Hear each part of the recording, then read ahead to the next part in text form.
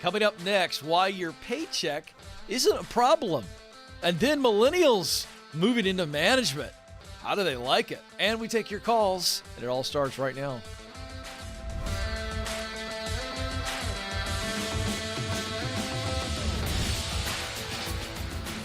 All right, here we go, coming to you live from our Ramsey Solutions studios in Nashville. You've joined a conversation about who you are, what you were created to do, where you want to do it, and how to get there. I am Ken, and this is the Ken Coleman Show. We're talking about helping you move from paycheck to purpose. In other words, I want to help you reframe the way you look at work.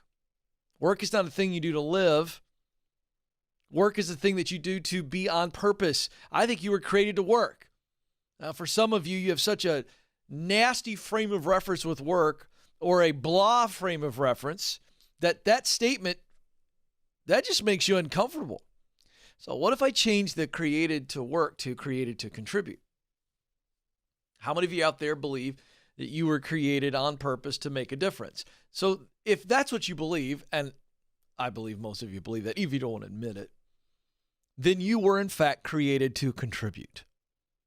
And there are two ways to really contribute, relationally and professionally. Let's just boil it down to those two areas of life. That's where purpose is. Your why. To be the best version of you in your relationships, and to be the best version of you in the workplace. Because somebody out there needs you to show up and give yourself away. So there are 7 stages to doing that work that you were born to do. Get clear, get qualified, get connected, get started, get promoted, get the dream job, and give yourself away. The 7 stages. So where are you? I'll help you figure out where you are in that climb, and it will help you do what you need to do in that stage, and then move on to the next. 844-747-2577 is the number, 844-747-2577. If you're watching live right now just after 12 noon Eastern Standard Time, thank you for engaging with us live. Give us a thumbs up right there below the window that you're watching me on, and subscribe if you've not subscribed, and share. When people join, tell them, hey, like the show, because these live views obviously are never as much as your later views, just to the nature of YouTube. But we want to keep on growing, and you can help us do that. Again, the phone number, 844-747-2577. If you're watching later, meaning not just afternoon Eastern Standard Time, you can give us a call Monday through Friday, 12 to 2 Eastern Standard Time. We're in the studio doing our YouTube show, and then, of course, our nationally syndicated radio show, Sirius XM, and we turn those shows into our podcast. So we'd love to hear from you. 844-747-2577. Amanda is standing by. She's really, really nice, and she'll get you ready. But first, doing something that we've not done much of here on the program, and that's doing a little bit of a dive into an email we got. Now, we read emails. We love to read emails. But we got this email, and it was really curious. Madison, the producer, brought it to me, and I thought, you know what? There's a lot behind this question, and I wish that this person had called in or would call in. But it is enough of a almost, it's one of those head scratchers, right? I don't know. Could lean this way, could lean that way in the way that it is asked. And I think a lot of people would fall on different sides of this. So here was the question. Am I a broken human if I'm just content with a paycheck? Am I a broken human if I'm just content with a paycheck? Well, let's break the question down. Am I a broken human? Pause. Yes. All of us humans, because we are not perfect, we are broken on some levels. My brokenness is different than your brokenness. It's not a comparison, but there are obvious outcomes of our brokenness that may be a little bit more egregious to others. But the bottom line is we're all broken. But when you say, am I broken if I'm just content with a paycheck? That was the question. Am I broken just because I'm content with a paycheck? I thought, wow, this is very interesting the way it's been framed. So I think that question is framed wrong. Am I broken because I'm content with a paycheck? Well, first of all, you're broken whether you're content with a paycheck or not. All right, we're all broken. All right. Secondly, let's break down the word content, assuming that this listener understands the definition of content and is using it in the proper way. Then that means that, Ken, am I broken because I have peaceful happiness about my paycheck? That's what contentment is. A peaceful happiness. That's the way the dictionary uses it. And so I think to myself, all right, if you are in a job right now that is giving you a paycheck and you are saying, Ken, I am content with that, no, that does not make you broken. You're not broken because you're content with your job. It's great. Glad that you're content. However, the reason you're asking the question is because I think you know deep down that maybe there's a little bit more than contentment. Maybe there's something that you long to do and you could still be content. Can contentment live alongside of growth? The answer is absolutely it can. I can be content but not complacent. In fact, that's my challenge to this viewer in the question. No, you're not broken. Nothing wrong with you because you're content with your station, with your job right now. You're not. There's nothing wrong with that. That's great. We should all be content. But we should not be complacent. Complacent is an arrogant smugness, the dictionary says, of one's position, which means I have nothing more to develop. I have nothing more to give. I have no more responsibility. So let's just use this personally on me. Am I content with what I have in my life personally and what I've done professionally? The answer is yes. I'm content. I'm at peace. But am I complacent? An arrogance to say, there's nothing more that I can learn. By the way, guys, in the control room, once I get complacent, it just simply means there's nothing more I can do. You just go ahead and shut down the show. I've given everything that I can give. I can't write any more books. Madison, I can't come up with any more content because I'm good. There's no more new stuff. Trevor, no more new stuff on YouTube. Nathan, this is where we are. Where we are today is where we're going to be. That's complacency. A smug arrogance about my position and what I've done. How many of you would truly want to listen to the show if that was my mindset? Yeah, I'm not doing any more research, by the way. Madison, don't send me any more new articles and new studies because everything we've done so far is all that I need to inform these simple people. Some of you are going, what is going on? Now listen, that's complacency. You would turn me off, and you should. Am I content? Am I at peace? Do I have a peaceful happiness that I get to do what I love? Yes. I'm so grateful that I get to do this. Beyond grateful. Happy, yes. Do I think I have more room to grow? Yes. Do I think there's more to do? Yes. Do I think there's more people to help? Yes. So what do I have to do that? I got to keep growing. So I think you should reframe your question and say, am I settling? Am I complacent? If I'm okay just to keep earning a paycheck? Yeah, I think you are complacent. Not good. Understand there's a very clear difference between contentment and complacency. There's just I want to be content. I don't want to be complacent. And this idea that anybody that strives for something isn't content is garbage. And it's also garbage on the flip side of that you got to always achieve more to be happy. That's not true either. The balance is I must be grateful for where I am and what I have and who I am, but also grow and keep growing. Because if I'm not growing, I'm settling, I'm dying. See, the difference is I am content with who God made me to be. So I don't want to try to be like anybody else in that control room or anybody else out there that's in the industry that I'm in. But am I to say, well, hitting 23 years of marriage, Stacy. How about anniversary night, Joe? I sit across from her and go, hey, listen, I'm pretty content with where I am as a husband. I'm going to pretty much shut it down from here. I'm not going to grow. Don't want to get better. This is it. It's ridiculous, isn't it? That's complacency. But I have to be content with this is who I am. I got my warts. I got my issues. You got your issues. You got to be content that you're not anybody else. You're you. But you better not be complacent. So that's how we have to frame that. I would not attach your paycheck to your worth. And I've never said that on this program. And by the way, I never will. What I'm saying is you were created to fill a unique role. You're supposed to give yourself away, so do it. Give yourself away. It's that simple. And in giving yourself away, get better at doing it. That's the issue. So, 844-747-2577. I love the questions. We're going to do more of that. I told Madison. So let me just put this out there. You got a question like that that's kind of a big question. You want to flip of the coin or which way is that going? Ken, dive deep on that. Madison, are we okay with that?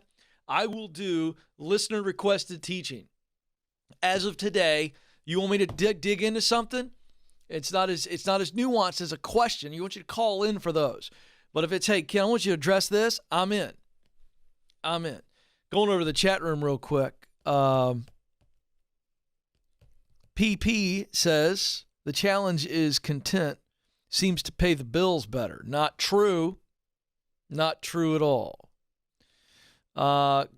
Unicorn Cheese, that's a fun name. Growth is a pleasure to watch. I agree, especially in yourself. One Way Up says, I hate my paychecks. Uh-oh. Rachel Riddle says, I want to grow, but I don't know how. Fun. That's just in the chat room alone. PP jumping back in. Nothing interests me as far the next position in my company. Should I look for a new career? Probably. Certainly a new direction. So there you go. You never know when I'm going to jump in the chat room. You got to be careful, huh, Trev?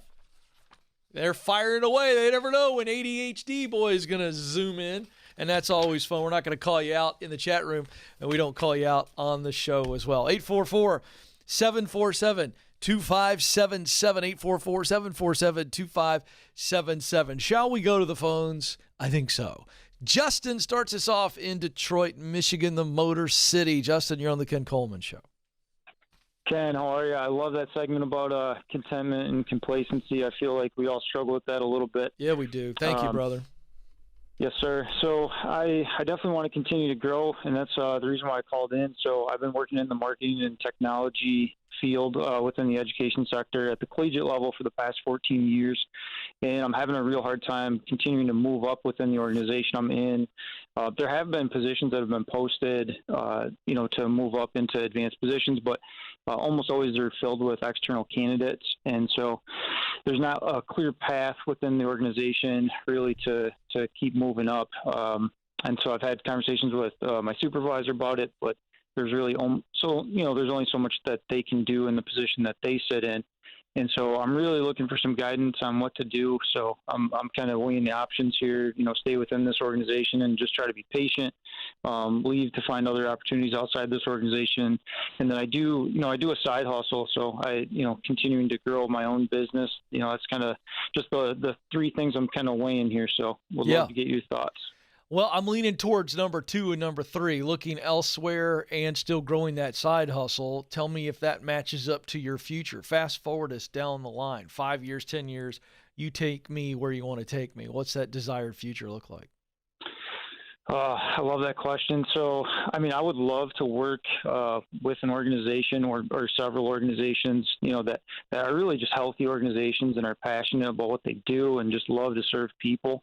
So whether that's doing it within my own business or, honestly, I love what you guys do at Ramsey, and I think that culture is an awesome fit for somebody like me. So, it's hard to pick between the two. I know that if I wanted to do the side hustle, I'd have to get the boat, closer to the proverbial dock. Yeah, and I get it. And I'm going to push you a little bit because you know what you're doing unintentionally? You're sounding like a politician, and I know you're not a politician. Okay. So I'm going to re-ask the question. and I want you to answer the question because Okay. you've already tried to, but you need to hear. I could help you right now. But I don't want to help you yet. I want you to hear yourself say it. What's your desired future? Side hustle or working for somebody else? Side hustle turning in. You're making all the, I get you got to walk off the dock and I get all that. I'm saying 5-10 years from now, what's the desired future? You get to give me a vision, not a what I'd have to do. We'll get to the have to. What is it that you want it to look like? Well, I think I want to spend my day just doing something I love that I don't feel like I'm taken for granted. So I know that I feel that when I do work with clients through my side hustle. What is it that you do in the side hustle? So I'm a website and marketing. I run my own company doing that. It's the same work that I do for my employer.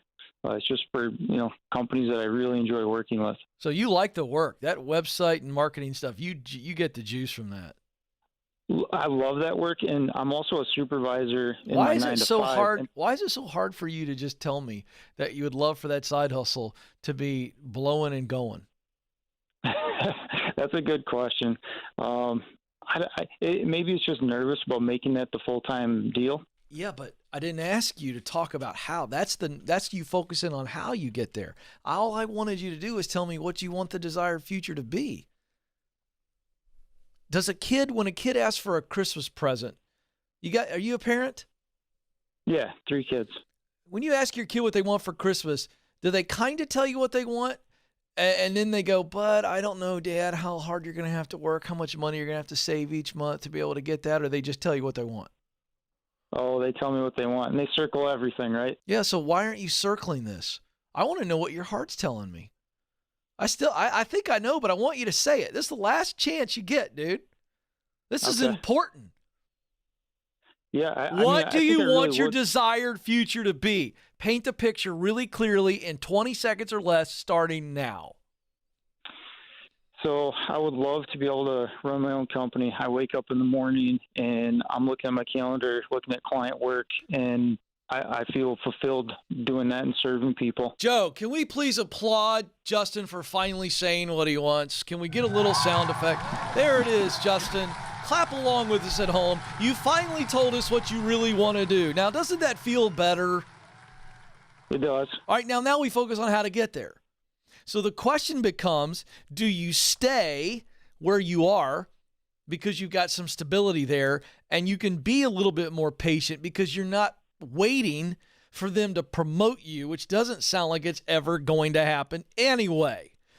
But you're not waiting on that. You are waiting for your side business to grow, meaning that the boat gets closer and closer to the dock and you're saving money like crazy. Maybe you're working a second job because you could do your current job in your sleep and you're saving up money. You pour in every nickel that your side hustle makes back into the side hustle and you save up 6 months of your salary, or for that matter, 12 months of your salary. And then that becomes the moment that you walk away. Or you walk away and you go to another company where you're doing the same kind of work, but there's a ladder there and you keep building the side hustle, but because you got a ladder in the other place and you got a chance to get promoted, which means you make more money, which means you save the money faster. I mean, it's either A or B. Those are your clear choices, and none of those require a risk.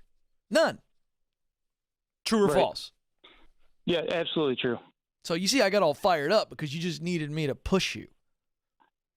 You needed me to say it's okay. Of course it's okay. Do what your heart's telling you to do, but do it wisely.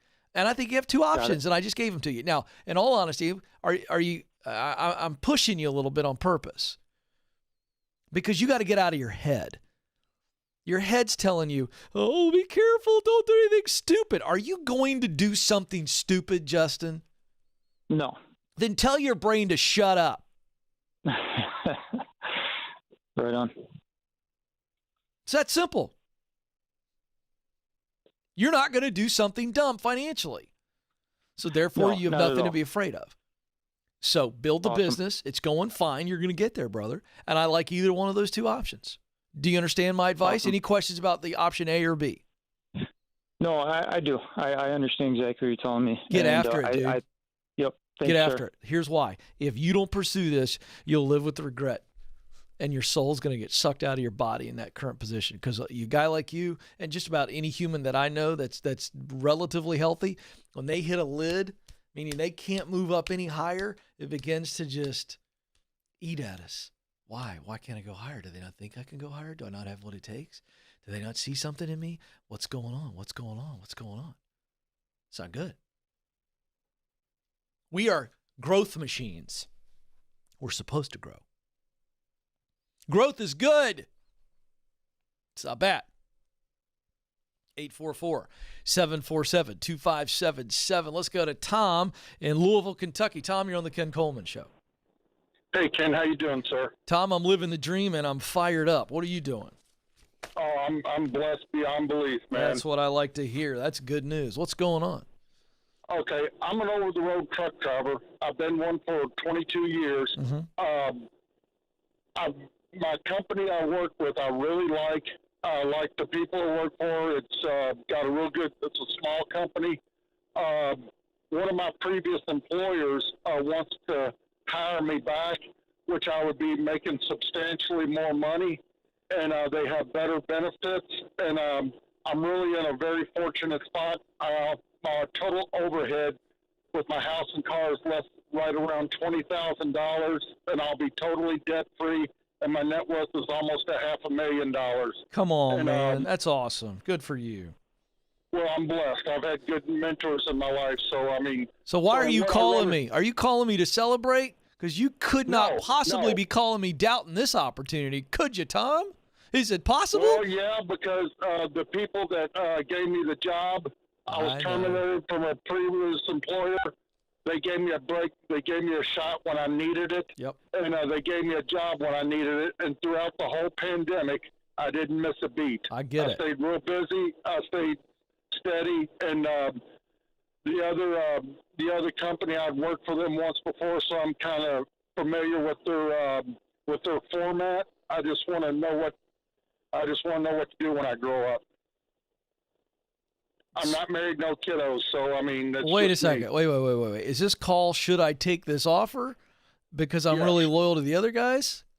Yes. Okay, then it's not about what should you do when you grow up. It's just your head's telling you that this is a no-brainer. Take the job, and your heart's going, yeah, but those people were really, really nice to you. Or they gave me an opportunity. They gave me a job when I needed one, which is no small deal, and kept me busy throughout the pandemic. Yeah, because you're a good guy. How long have you been with these people? Almost 2 years. Have you done a really good job or an okay job or a crappy job for them? Above average. Mm-hmm. B minus, C plus. Yeah, I don't buy that. I don't buy that at all. You really give yourself a B minus in your work with these folks? Well, yeah, I mean, I do the best I can. Yeah, all right, so that's A. If you're giving your best, that's A effort. Is that, you know what I'm saying? Could you imagine? Yes, sir. Yeah. So here's the deal. You're a good dude. This is what you think your heart's telling you. What you're really worried about is those people thinking you're a bad guy. You think that your heart's telling you that if you leave these folks, you're not loyal. But the reality is you're worried about them saying something bad about you because you're such a good guy and they did you a solid. I appreciate that. Yeah, that's what's going on.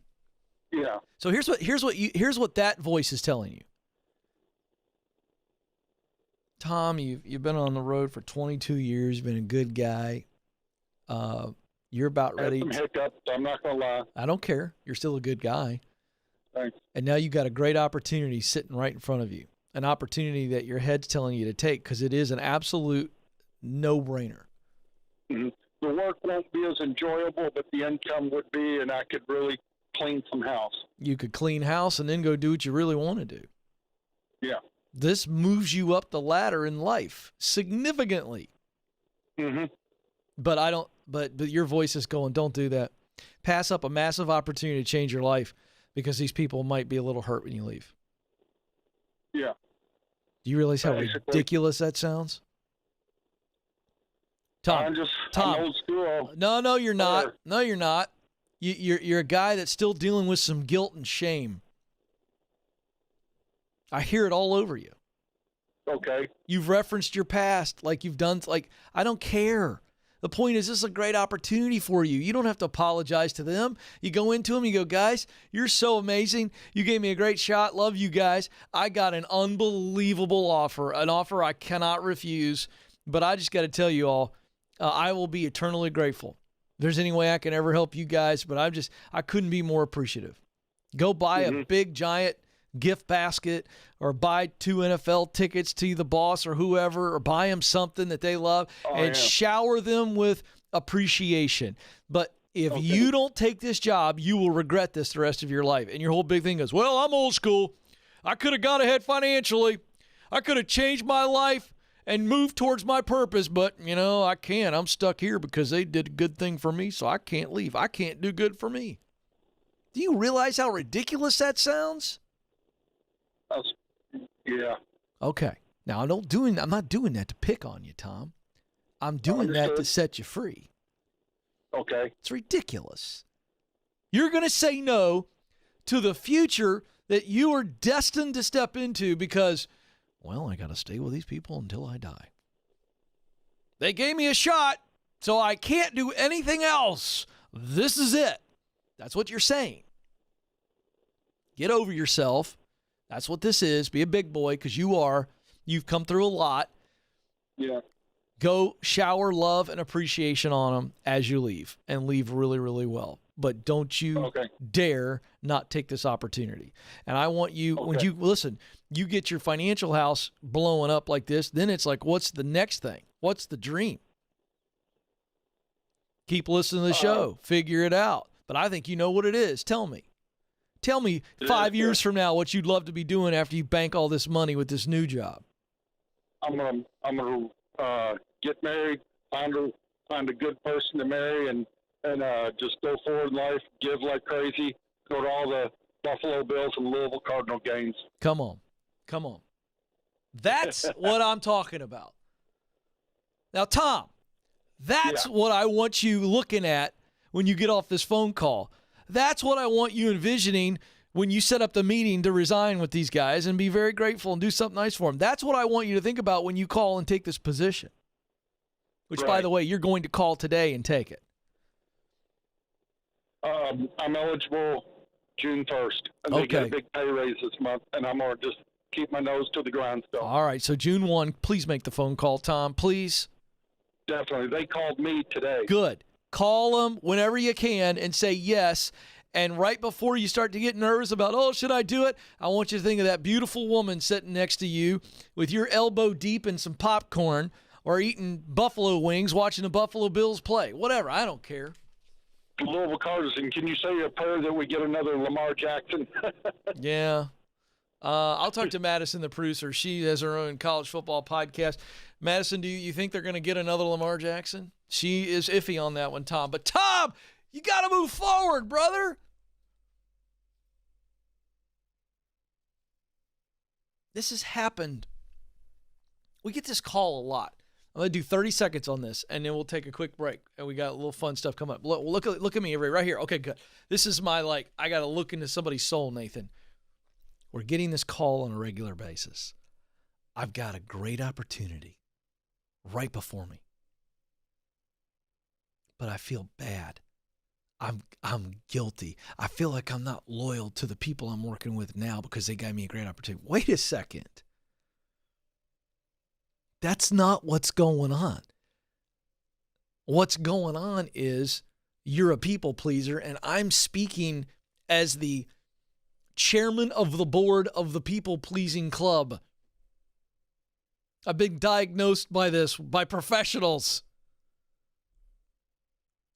You are worried that they're going to say bad things about you when you leave. You are worried they're going to be disappointed with you, that you hurt them or whatever. So you're afraid of the conflict of just saying, I'm out. Own this, folks. And ask yourself, would you rather turn down your future just so people go, you're so loyal? Come on, folks. All right. That's what it boils down to. And we'll keep getting that call because people are good. Quick break. When we come back, really fun Momentum Monday. And some data about millennials and leadership. This is the Ken Coleman Show.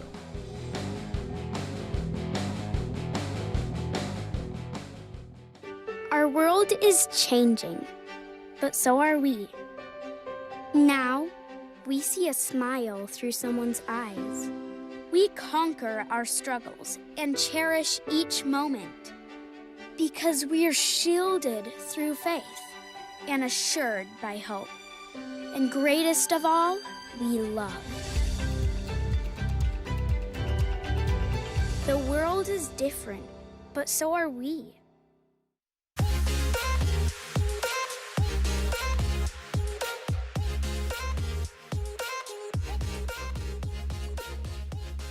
All right, folks, welcome back to the Ken Coleman Show, coming to you from our Ramsey Solutions studios in Nashville. So we put out the call a couple months ago. I don't know, maybe it's longer than that. Everything blends together. I think I was talking to my wife the other night, by the way, on this. And I don't know, Joe, I know you're older than I am. Amanda's close. I don't know if this is an age thing or just a lot of stuff going on in life thing. But I was talking to my wife the other day. I was like, it's just like a couple months ago that she goes, that was 2 years ago. I'm not kidding you. I was like, at first I was in disbelief. I was like, no. And she we walked through the whole thing and she was right. It was like 2 years ago. And I mean, I was fully convinced it was 2 to 3 months. Anyway, I don't know how long ago we said we'd love to hear your updates. And we created a little fun segment on Mondays where we call it Momentum Monday. But Joe, we're only doing one today because this is a really good one. All right, this comes in from Irene, and the subject says, husband dash on the way to the dream. My husband and I will celebrate 25 years of marriage this September. He has worked tirelessly to provide for us, as an electrician. He's in this field because his dad told him that he wasn't smart enough to go to college, so he needed to learn a trade. Oh, parents, God bless. Hey, parents, little quick teaching in the middle of Momentum Monday.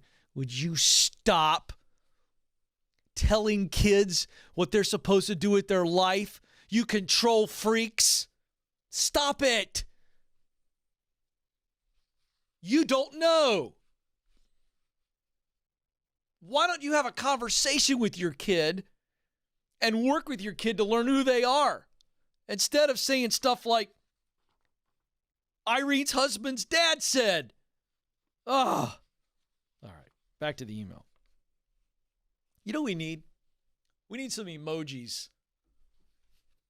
We need some type of emoji that when I get distracted and I go on a different rant, we need an emoji that goes alongside of that.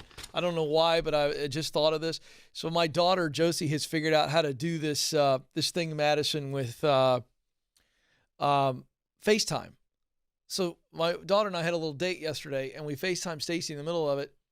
And Josie takes the phone and hits one little thing, and next you know, her little created emoji was on her face. So when I get ranting on parents, I need some kind of head exploding, emoji. So you see this, and then all of a sudden the emoji goes in. We could just have a squirrel run across the screen. Like I'm doing right now? Yeah. Listen, folks, I don't have the luxury of having production meetings every day, so when I get an idea in the middle of the show, I want to pass it along. What does the chat room think? When I go on a rant, would you like an emoji floating on my face? What say you in the chat room? We'll see what they say. All right, here we go. Back to the email. Thank you, Madison, with a very kind. You see what she did there? It's very beautiful. She reminded me very gently to stay on track. It's a good idea, though. I think the emoji thing would be a lot of fun. Anyway, back to the email. He's in his field because his dad told him he wasn't smart enough to go to college, so he needed to learn a trade. I have nothing against trades, and my husband has excelled as a master electrician, advancing to the top of his career. His pay is well above the average pay for a master electrician. The problem is it's not his passion. I've always known this. I've always encouraged him to go to our local college to learn about computer animation, which I know is his dream. Listen to this, wives and husbands. He's incredibly talented in drawing, writing, and storytelling. He's in his happy place, when he is teaching kids. Every time I would bring up him trying something on the side, he would say he didn't have time. He's making good money. Now we're both 48. I think he just decided that he would do this 15 more years and retires. He was about ready to just kind of keep it going. I recently convinced him to get your book, and he's been listening to it on the audio format. I've asked your famous question over and over. If I could promise you that you would be successful and you'd have the qualifications, what would you do tomorrow? He would always say he didn't know or it didn't matter. Finally, he blurted out, I would do computer animation. Now, so here's what I love, right? Okay. She just keeps asking the question. Notice she didn't tell him things he should do. She didn't say, go try this.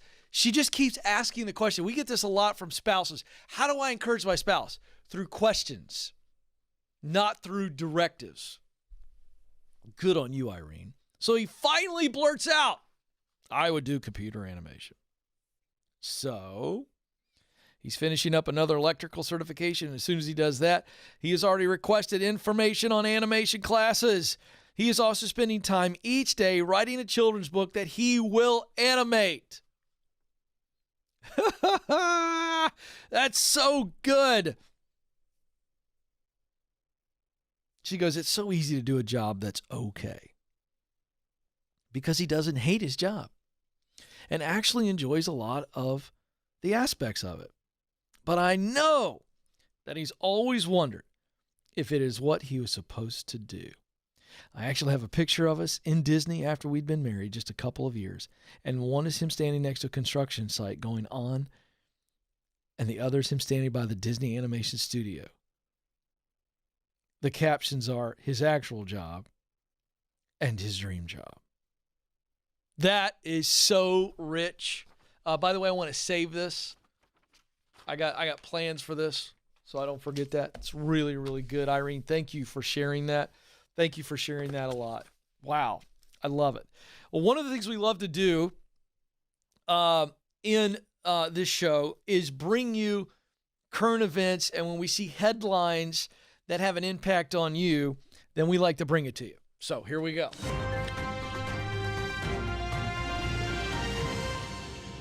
All right, I feel like Ron Burgundy. All I need is a mustache and a little bit of a bouffant, Nathan. Thank you very much. Fantastic there. In the news, older millennials have made it to management. Now they're wondering if they want to actually be the boss. Oh, my goodness. What's going on here? I didn't realize this. Millennials are beginning to turn 40. The oldest millennials, Joe, I can't even believe this, are turning 40 this year in 2021. And they are and have been for a little while the largest generation in the workforce. So of the age demographics, the generational demographics, millennials are the largest in the workforce.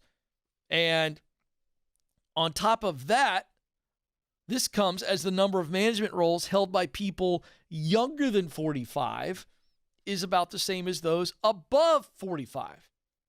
Folks, that's a huge shift. Let me say that again so you get it. The amount of people that are in management positions under the age of 45 is the same as the amount of people that are in management above 45. And it's going to continue to shift. But quickly, let's look at the landscape that's affecting millennials and these opportunities to step up, which means management, or as I like to frame it, leadership. 59% of older millennials have had their income impacted by the pandemic. This is a recent Harris poll.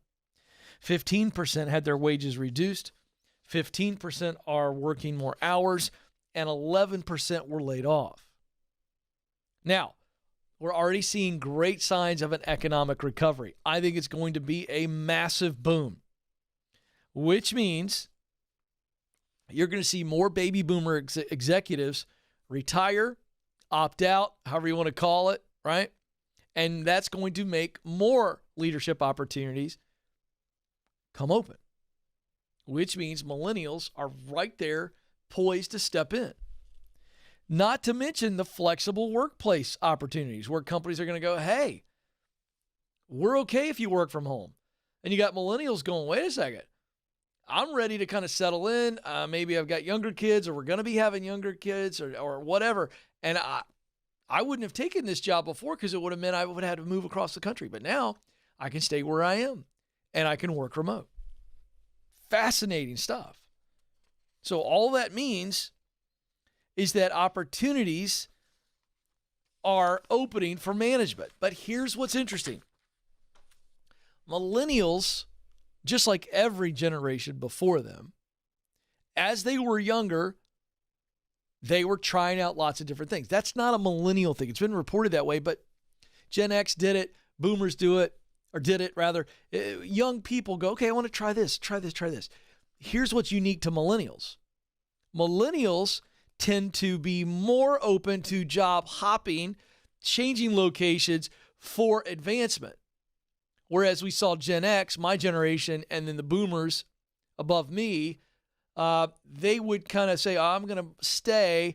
I might take a promotion over here, but then I'm looking to go here. Whereas millennials are fine, just kind of, I'm moving here, and I'm getting higher and higher and higher. That's just been the norm. But here's what we're finding. Okay? They have all kinds of case studies in this article that I don't have time to go through, where essentially they're going, I don't know if I really want to lead. And so that's why I'm bringing this up. We're going to be doing more and more leadership content starting this week. For those of you going, I want to move up, but I don't know if I want to lead because leadership is this. And I've got all these perceptions of leadership, and I want to be able to blow the myth off of what leadership is and that you can, in fact, grow it.